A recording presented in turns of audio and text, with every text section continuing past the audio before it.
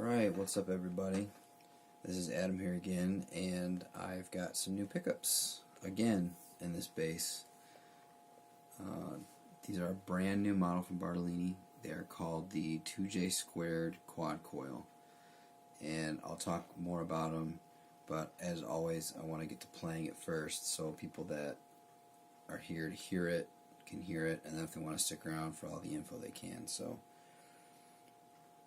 this is both pickups on preamp, how I set it on all my basses.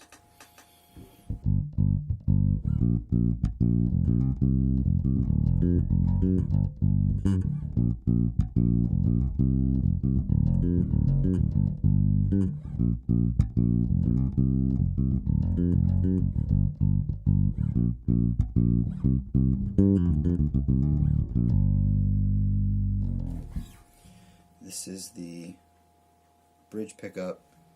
I'm going to roll the treble off because that's how I prefer it. Otherwise, to me, it's just a little bit too clanky, but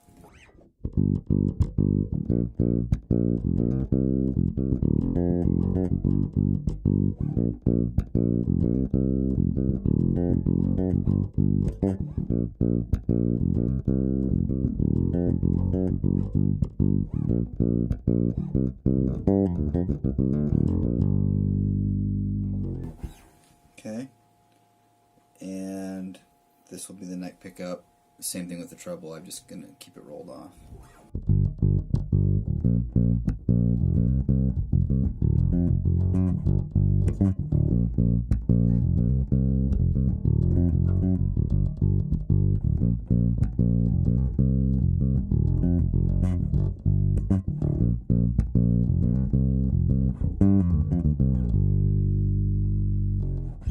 Okay. And here is both pickups on, back to the preamp the way I normally set it, and the slap tone.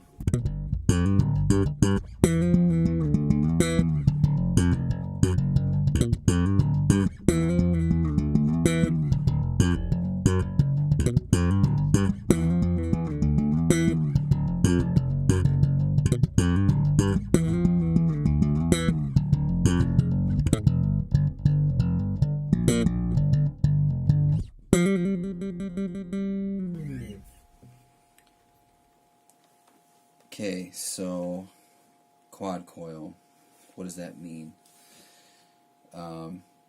Pretty obvious, but just for the heck of it, it means that there are 4 magnetic cores in here. So 1, 2, 3, 4 in each pickup.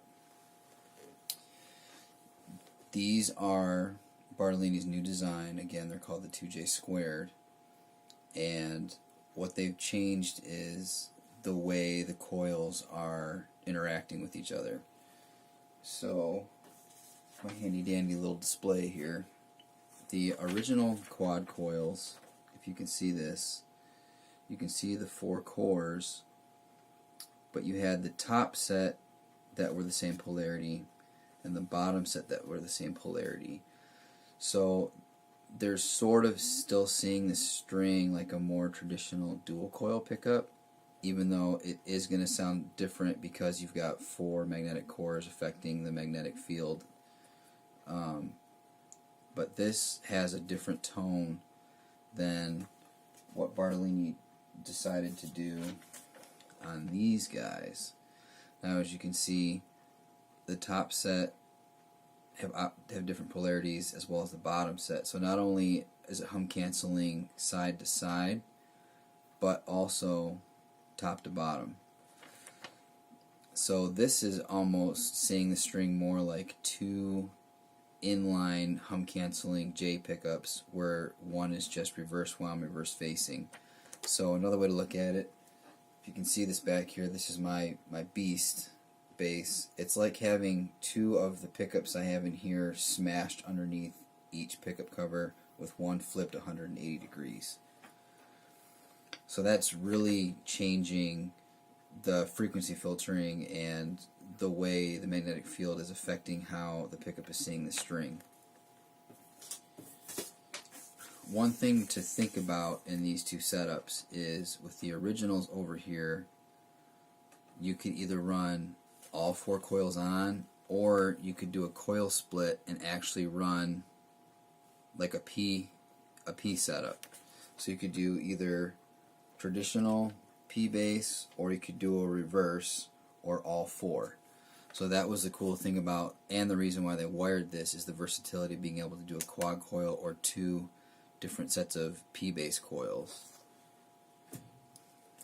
On the 2J squared, you can run all 4, or you can split it to the top or the bottom, so you have 2 sets of like J pickups, hence the 2J squared name.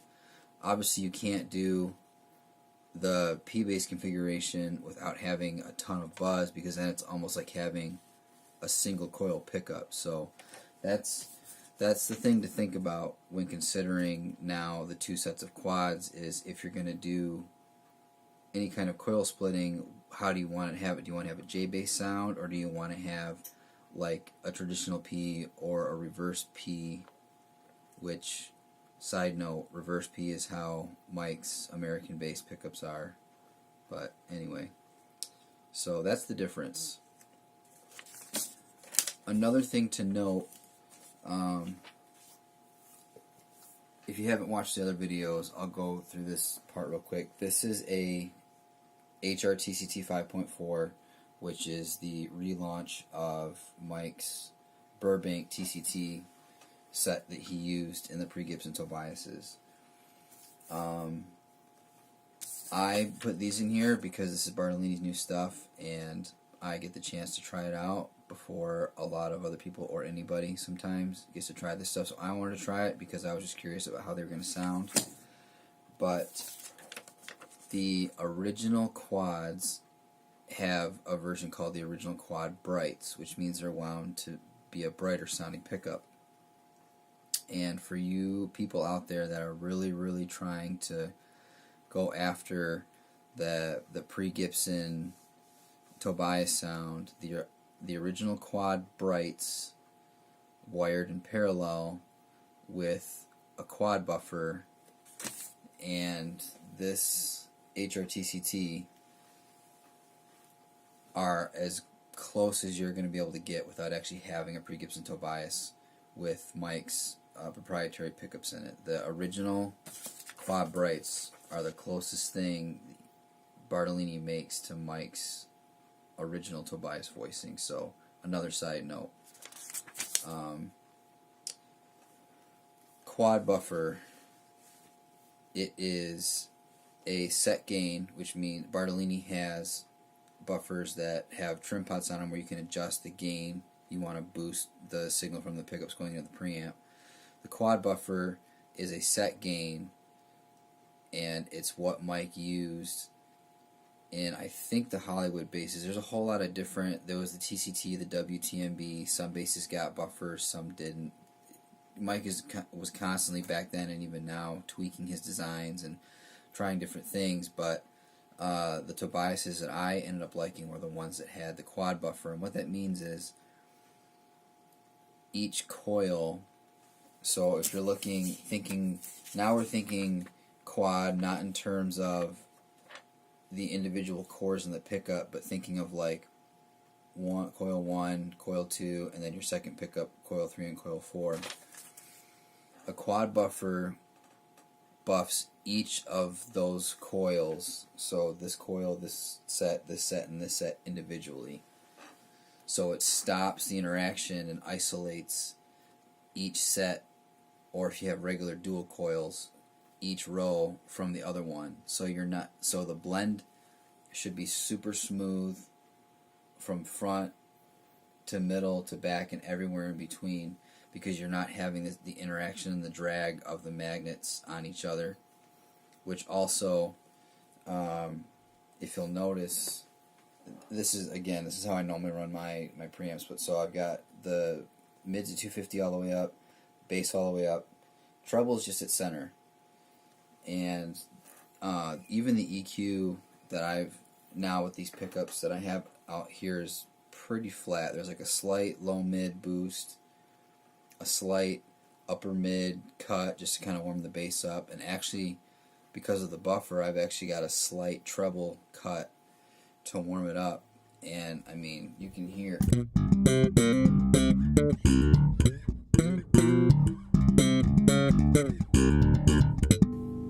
it's plenty crispy. That's one of the things that the buffer does, is it retains and enhances the fidelity of the signal. So that's another option that you can think. The reason why I did it is because I was trying to make this preamp identical to the real pre-Gibson TCT circuit.